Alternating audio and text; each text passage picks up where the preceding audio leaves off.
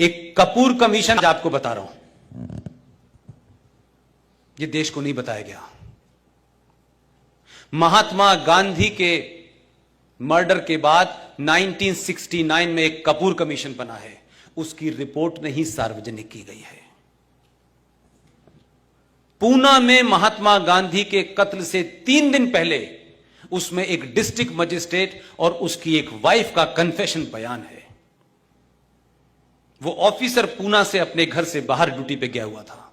उस लेडी ने बयान दिया है कपूर कमीशन के अंदर, और उसने कहा कि कुछ लोग उसके घर पे आए थे और वो साहब से मिलना चाहते थे। साहब नहीं थे, उस जमाने टेलीफोन की सुविधा बहुत ज्यादा नहीं थी। उन्होंने अपने पूरे रिटर्न उसमें लिखा है, वो भी कोई बड़ी अफसर थी, उसने कहा कि 3 दिन पहले महात्मा गांधी की हत्या से जो लोग आए थे उन्होंने कहा कि पुणे के अंदर ब्राह्मणों के खिलाफ बहुत बड़ा षड्यंत्र हो रहा है और काफी लोग मारे जाएंगे क्योंकि गांधी जी की हत्या होने वाली है। यह 3 दिन पहले उसने कहा है। उस लेडी ने यहां तक कहा कि उस अफसर को उसने बता दिया था, जो उसका पति था। उसने दिल्ली भेजा, दिल्ली में किसने फाइल दबाई? यह कमीशन के बारे में नहीं बताया गया था आपको। वो कमीशन की रिपोर्ट निकलवा लीजिए ना, वो छुपका दी, दबा दी।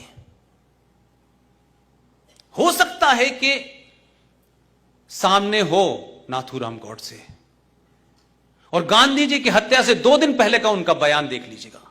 यह सब कुछ अवेलेबल है। इन तथ्यों को देख करके देश में बदलाव हो रहा है या नहीं हो रहा, वो एक अलग इशू है, लेकिन कम से कम इस जनरेशन को सच तो पता चलेगा। उनकी हत्या से 2 दिन पहले गांधी ने कहा था कि यह कांग्रेस पार्टी को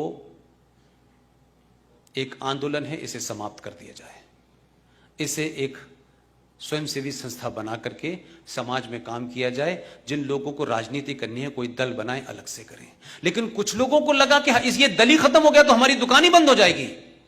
उन्होंने गांधी जी को थ्रेट 2 बार किया, और 2 दिन के बाद गांधी जी समाप्त हो गए। और कौन वहां खड़ा हुआ था?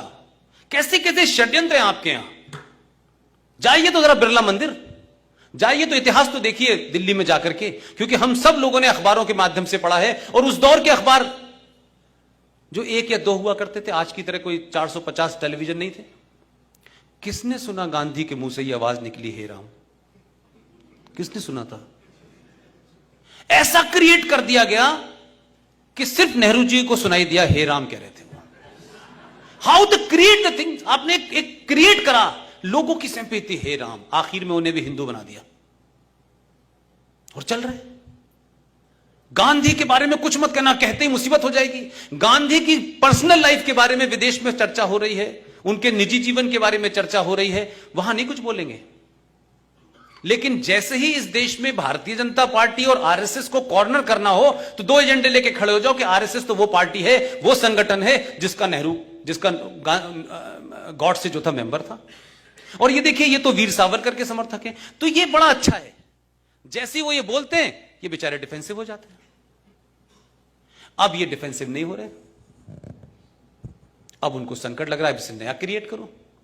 तो इस बार क्या हुआ कि उन्होंने कहा कि अच्छा, जिसको तुमने हिंदू आतंकवादी क्रिएट किया था वही हम उसके खिलाफ उतार देते हैं, जो हिंदू आतंकवादी थ्योरी का जनक था।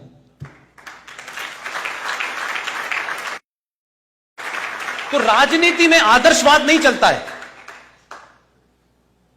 हम ये कहें कि राजनीति एक अलग चीज है, तो राजनीति के जो नियम हैं वो आपको अच्छे लगें या ना लगें, आप उसी से आप जीत सकते हैं। जब आप आदर्शवादी थे, ये तमाम संघ के लोग होंगे यहां, इन्हीं का संगठन, इन्हीं की Bharatiya Janata party political training लोग लेते हैं, जाते हैं। मैं गलत कह रहा हूं साहब? मैं गलत कह रहा हूं? आपसे जुड़े हुए लोग होते हैं, वो चले जाते हैं राजनीति में। जब वो राजनीति में चले जाते हैं तो उनका अपना एक राजनीति के खेल है। ये क्या कर रहे थे बेचारे? ये 5000 साल पुरानी अपनी आदर्श समाज में बेचारे जी रहे थे कि जैसे हम ईमानदार हैं, दुनिया भी ईमानदार होगी, और अगर नहीं होगी तो हमको देख देख के हो जाएगी। 100 साल से बेचारे ये कर रहे थे। तो जो स्वयंसेवक यहां से जाकर के जब राजनीति करने जाता था तो थोड़े बहुत तो उसमें गुण रहते थे इनके। तो जब तक ये आदर्शवाद से लड़े तब तक पार्लियामेंट में ये एक फूल दो माली थे।